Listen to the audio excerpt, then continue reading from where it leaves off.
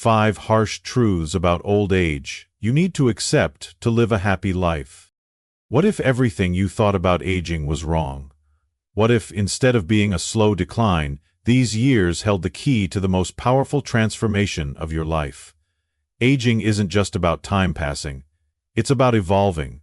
It's about stepping into a stage where wisdom deepens, priorities shift, and the weight of unnecessary worries can finally be lifted. But here's the truth.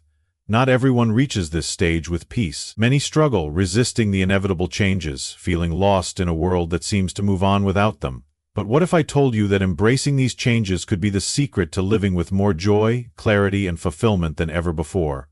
There are 5 fundamental truths about aging that, once accepted, will free you from unnecessary stress and help you reclaim the happiness you deserve. Some of these truths may be hard to hear, but ignoring them only leads to frustration. Facing them, on the other hand, brings a new kind of freedom. Stay with me, because in the next few minutes, we're going to uncover these truths. And once you see them clearly, your perspective on aging will never be the same again. 1. You're no longer the center of attention. Do your work, then step back, the only path to serenity. Lao Tzu. The old man sat on his porch, the wooden rocking chair creaking beneath his weight. A warm breeze rustled the leaves of the oak tree that had stood outside his home for decades. He had planted it himself once upon a time, when he was still a young man, eager and full of ambition. Now, its branches stretched high, providing shade for the grandchildren who played beneath it. He watched them chase fireflies as the sun dipped below the horizon, their laughter ringing through the quiet evening air. He smiled, but there was a bitter sweetness to the moment. He had spent a lifetime building, striving, making himself indispensable. And now, the world had moved on. The company he once led had replaced him with someone younger. His children, once so reliant on him, now had families of their own. The phone calls were fewer, the invitations sparse.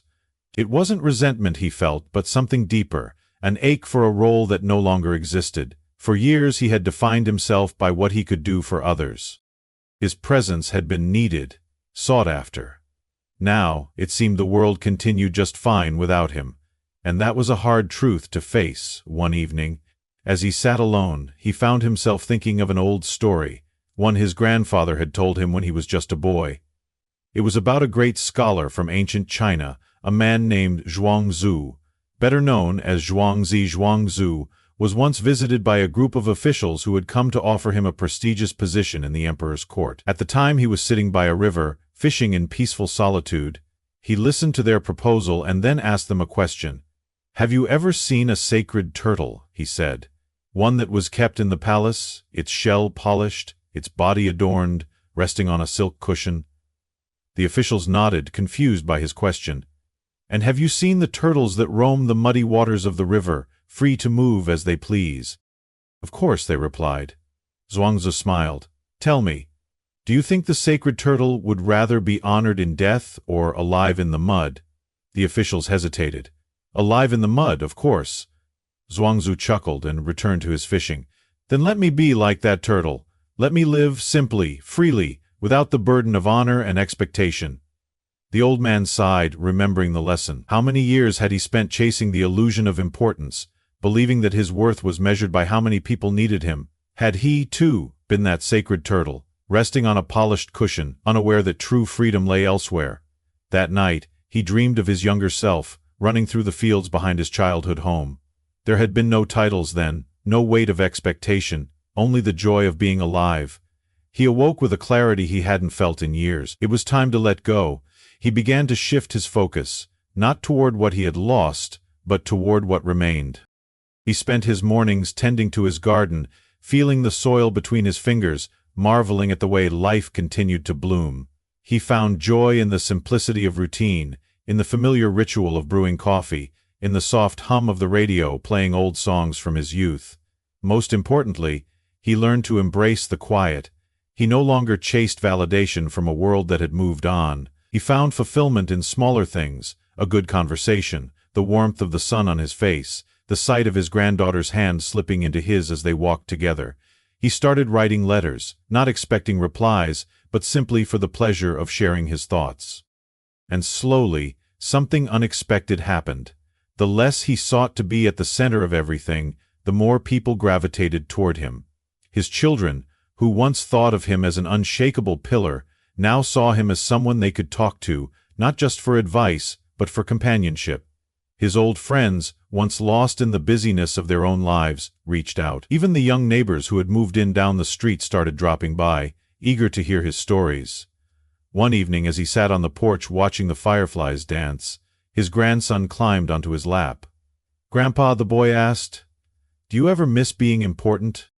The old man chuckled, brushing a hand over the boy's soft curls. "Ah, but I am important," he said, "just not in the way I used to think." The child looked up, puzzled. "How?" The old man smiled. "By being here, by being me, by loving what is in front of me instead of chasing what's behind me." And in that moment, he realized the greatest lesson of all. Life had never been about the titles, the responsibilities, or the need to be seen. It had always been about being present, about living fully in the now, about finding joy in the quiet spaces. So, my dear friends, as you listen to this story, ask yourself, are you still chasing the need to be in the spotlight, or have you found peace in simply being? Have you let go of the old expectations and embraced the freedom that comes with age? I'd love to hear your thoughts. Share your wisdom in the comments below. Let's learn from each other, because in the end, we are all just walking each other home. 2. Your body is changing. It is not the strongest of the species that survives, nor the most intelligent, but the one most adaptable to change. Charles Darwin. I remember the first time I noticed my hands shaking. It wasn't much, just a small tremor as I reached for my cup of coffee. At first I laughed it off, blamed it on too much caffeine, or maybe just a restless night. But as the weeks passed, I began to notice other changes, little betrayals from my own body. My knees ached after climbing the stairs. My back resisted when I bent to pick something up. My reflection in the mirror? A man with silver hair and deep lines where smooth skin once stretched. It's a strange thing to grow old. The mind feels young, but the body tells another story. Society tells us to fight it, to color our hair, erase the wrinkles, push through the pain. But I've come to learn something far more valuable. There is a different kind of strength in accepting what is, rather than mourning what was. I often think about an old tale from Japan, one that has stayed with me for many years. It is the story of kintsugi, the art of repairing broken pottery with gold. When a bowl or cup is cracked, it is not discarded. Instead, the cracks are filled with precious metal, making the object even more beautiful than before. The philosophy behind kintsugi is simple. The cracks are part of the story. The breakage is not the end but a transformation. I find comfort in this lesson. My body, though slower and stiffer than it once was, is not failing me. It is simply showing its history. Every scar, every wrinkle, every ache is a reminder of the life I have lived. My hands shake because they have held newborn babies, built homes, written letters of love and loss. My back aches because it has carried burdens both physical and emotional. My face is lined because I have smiled, worried, cried, and laughed. When I was younger, I used to push my body without thought. I ran without stretching, lifted without warming up, worked long hours with little rest. I thought strength meant endurance, that power was in speed and force. But real strength, I have come to understand, is in listening, to the body, to the soul, to the wisdom of time. I remember an elder I once met in my travels. He was a monk in a small village, his face weathered but his eyes bright with peace. He told me, "The river does not rush against the rocks. It flows around them. So too must we learn to move with life, not against it." And so, I have learned to move differently. Where once I ran, now I walk. Where once I pushed through pain, now I listen. I stretch in the morning, not to be young again, but to be kind to the body that has carried me this far.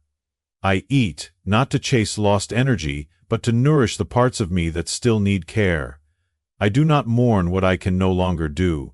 I celebrate what I still can. One of the greatest lies society tells us is that aging is a loss, that the best years are behind us. But what if we chose to see it differently? What if, instead of chasing youth, we embraced the beauty of becoming, of evolving into something wiser, softer, more at peace? Aging is not a disease, it is not something to fight, it is a privilege. There are many who do not get to see their hair turn silver, who do not get the chance to feel the aches that come with a long and full life. Every wrinkle is a victory, every ache is proof that we have lived. So, I ask you, my friends, how do you see yourself today? Do you look at your body with frustration or with gratitude? Do you fight against time or do you move with it? I would love to hear your thoughts. Tell me, what is one lesson your body has taught you over the years? Let's share our wisdom in the comments below, because after all, we are all learning to carry time together. 3. Not everyone will be there forever. Do not seek to follow in the footsteps of the wise, seek what they sought. Matsuo Basho. There was a time when my house was never quiet. Mornings were filled with the clatter of dishes, hurried footsteps, and the smell of fresh brewed coffee. My wife, Eleanor, would hum a tune as she watered the garden. Our children, young and full of life, would race through the hallways, their laughter filling every corner. The phone would ring with calls from friends making plans, invitations to Sunday dinners, birthdays, and anniversaries. And now, the house is different. The echoes of footsteps have faded, replaced by a quiet hum of solitude. Eleanor has been gone for 5 years now. Cancer took her slowly, yet somehow too fast. Our children, grown with families of their own, live miles away. Their visits fewer as time stretches on. Friends who once gathered around my table have left this world one by one, their chairs now empty. I won't lie to you, losing people is the hardest part of growing old. There is a Buddhist story about a woman named Kisa Gotami. She was devastated when her only child died, unable to accept the loss. In her grief, she carried her son's lifeless body from house to house, begging someone to bring him back to life. Finally, she went to the Buddha, who told her, "Bring me a handful of mustard seeds from a house that has never known death." She searched the village, knocking on every door. At each home, she was met with the same response. Death had visited them, too. Slowly, she realized the painful but universal truth: loss is part of life. She buried her son and returned to the Buddha, forever changed. I have lived long enough to understand Kisa Gotami's lesson. No one walks with you forever. People we love will leave, through distance, through change, or through the hands of time itself. And grief, though it fades, never truly disappears. It lingers in old photographs, in familiar songs, in the scent of Eleanor's favorite flowers. But here is what I have also learned. Love never dies. It transforms. It moves from presence to memory, from touch to feeling. It lives in the choices we make, in the kindness we show, in the stories we pass down. One afternoon I was sitting on the bench outside our town's library when a young man sat beside me. He was staring at his phone, frustration etched into his face. "You look like you've seen a lot of life," he said suddenly. "How do you deal with losing people?" I smiled, thinking of the many I had loved and lost. "By keeping them with me," I answered. He frowned. "But how? My dad died last year and it feels like he's gone forever." I pointed to the large oak tree across the street. "Do you see that tree?" He nodded. "When I was your age, it wasn't there. Just an open patch of dirt. My best friend Charlie planted it. He said he wanted something that would outlive us both. That tree has stood through storms, through years of change. Charlie has been gone for decades now, but every time I sit here, I feel him, because he left something behind." The young man looked at the tree for a long time, then he nodded. "We all leave something behind. Some of us plant trees. Some of us leave stories, recipes, traditions. Some of us leave behind love, embedded in the hearts of those we touched. Grief is not a sign of weakness. It is proof that love existed. That's why we must carry it with honor. In time, I opened my heart again. I met new friends at the community center, people I never would have known if I had let myself remain in solitude. I joined a book club, not because I needed to discuss literature, but because I needed laughter around a table again. I found companionship in places I never expected. A neighbor who started bringing me fresh tomatoes. A retired teacher who needed someone to share morning walks. Meeting new people doesn't erase the ones we've lost. It simply reminds us that life continues. So now, when I sit alone at my kitchen table, I no longer feel just the absence of those who are gone. I feel the presence of their love in the way I pour my coffee, the way I hum Eleanor's favorite tune, the way I tell my grandson the same bedtime stories I once told his father. I want you to hear me, truly hear me. Losing someone doesn't mean losing love. The love remains, it simply changes shape. It becomes part of who we are, woven into the way we live, the way we remember, the way we continue. Tell me, dear friends, who is someone you carry in your heart? What is something they left behind that still touches your life today? Share your thoughts in the comments. Let's honor those we've loved, together. 4. Change is inevitable. No man ever steps in the same river twice, for it is not the same river, and he is not the same man. Heraclitus. There was a time when I thought the world had left me behind. It happened gradually at first, a new way to pay for things at the store, a neighbor moving away and a stranger taking their place, the music on the radio sounding nothing like the songs I once knew. But then, one day, I woke up and felt like I didn't belong in the world anymore. Everything was different. People no longer talked on the phone, they sent texts. Kids didn't play outside the way they used to. They sat indoors with screens.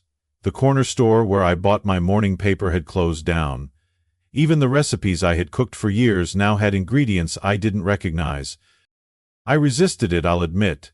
Things were better back in my day, I would say, shaking my head at every change. I refused to get one of those fancy smartphones. I scoffed at the idea of ordering groceries online. I told myself I didn't need to learn new things. I had lived long enough doing things my way. Then, one afternoon, my granddaughter came to visit. She sat across from me, eyes full of curiosity. "Grandpa," she said, "tell me about your childhood." I smiled and began to talk. I told her about the days when we played marbles in the dirt roads, when we had to share a telephone line with neighbors, when televisions were still a luxury. I watched her face light up in wonder, as if I were describing an entirely different world. And that's when it hit me. The world had changed before, many times, and I had changed with it. I thought of my own grandfather, how he used to talk about a time before cars were common, how he shook his head at television saying, "People used to sit on their porches and talk, now they just stare at a box." I realized I had become him, the old man who thought the world was slipping away from what was familiar. But the truth was, the world wasn't slipping away, it was simply moving forward, as it always had. There is an old Chinese proverb, "Be not afraid of growing slowly, be afraid only of standing still." That night, I made a decision. I would stop resisting, I would learn. I wouldn't be left behind, not because the world had abandoned me, but because I refused to move with it. So I started small. I let my granddaughter teach me how to use her phone. It was frustrating at first, but she was patient. I learned how to send a text, then how to make a video call. The first time I saw my great-grandson's face through a screen miles away, I felt something shift inside me. It was magic. Not the kind I grew up with, but a new kind, one that connected us in ways I never imagined. Then, I tried something even more daring. I signed up for a painting class. I hadn't picked up a brush since I was a child, but something about it called to me. Sitting in that class, surrounded by people of all ages, I felt alive in a way I hadn't in years. Change, I realized, wasn't just about technology or the world moving faster. It was about allowing yourself to grow no matter your age. I thought back to when I was young, how much I had already adapted. I remembered when my father struggled to switch from farming to factory work, how my mother had learned to drive when most women still didn't, how I had once adjusted to the idea of raising children in a world so different from the one I was raised in. Change was never the enemy. Fear was now. When I walk through my neighborhood, I no longer see strangers. I see opportunities. The young man next door? He's teaching me how to use streaming services so I can watch movies whenever I want. The woman at the cafe? She introduced me to a new type of tea I never would have tried. The world isn't shutting me out, it's inviting me in. I just had to be willing to accept the invitation. And so, to anyone who feels like I once did, like the world has moved too fast, like you don't belong in it anymore, I say this: you do. You belong in every moment of your life, even the ones that feel unfamiliar. The river of time keeps flowing, but that doesn't mean we have to let it pass us by. Tell me, dear friends, what is one change you've embraced that once seemed impossible? What is something new you've learned that brought unexpected joy? Share your stories in the comments. Let's remind each other that life is meant to be lived, no matter the season. 5. Happiness is a choice. Very little is needed to make a happy life. It is all within yourself, in your way of thinking. Marcus Aurelius. When I was a younger man, I used to believe that happiness was something you found, something waiting at the end of hard work, the reward for achieving enough, earning enough, being enough. But life has a way of teaching you that happiness is not a destination. It is a choice. I learned this lesson from an old man named Peter. Peter was my neighbor when I first moved into my home over 50 years ago. He was in his 70s then, a widower who lived alone in a small, weathered house with a garden that stretched across his entire backyard. Every morning without fail, he would be outside, tending to his flowers, whistling as he pulled weeds and watered the soil. On one summer afternoon I found him kneeling in the dirt, his gnarled hands covered in soil, smiling as he worked. I was young and ambitious then, rushing from one task to another, always busy, always chasing. I looked at him and said, "Peter, how do you stay so happy? Don't you ever feel lonely? Don't you ever feel like life has passed you by?" He wiped his hands on his pants and chuckled. "Let me tell you a story," he said. And so, he told me about a poor farmer in ancient China whose horse ran away. His neighbors came to console him, saying, "What bad luck," but the farmer simply replied, "Maybe, maybe not. We shall see." A few days later, the horse returned, bringing with it a group of wild horses. The neighbors celebrated, saying, "What good fortune." Again, the farmer said, "Maybe, maybe not. We shall see." Soon after, the farmer's son tried to ride one of the wild horses, but he was thrown off and broke his leg. The neighbors mourned his misfortune, but the farmer only repeated, "Maybe, maybe not. We shall see." Not long after, war broke out, and all the young men in the village were drafted, except for the farmer's son, who was spared because of his injury. The neighbors marveled at his luck, but the farmer simply smiled and said, "Maybe, maybe not. We shall see." Peter looked at me and said, "Happiness isn't about what happens to you, it's about how you see it." I didn't understand at the time, but life would teach me. Years passed. I built my career, raised my children, watched them grow and move away. I gained, I lost. There were good times and bad, triumphs and heartbreaks. And then, one day, I lost my wife. Her passing hit me like a storm I never saw coming.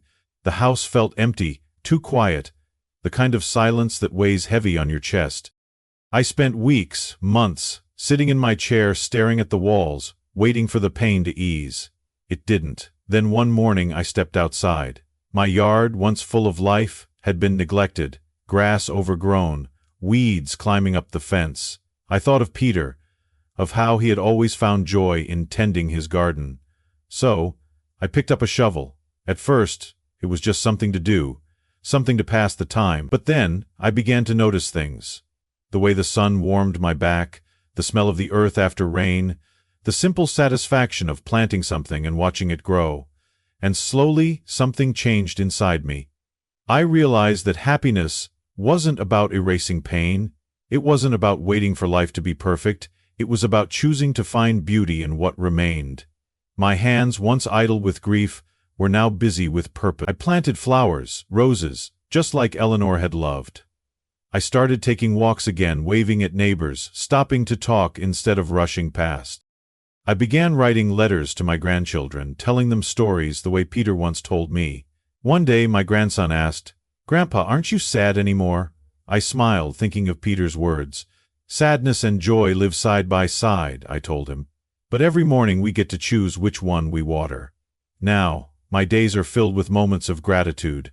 The warmth of my coffee cup in my hands, the laughter of children playing down the street, the way the wind dances through the trees in the evening light. These are the simple joys that make up a life. So, my dear friends, I ask you this. What seeds are you planting today? Are you watering your worries, or are you nurturing the small joys that surround you?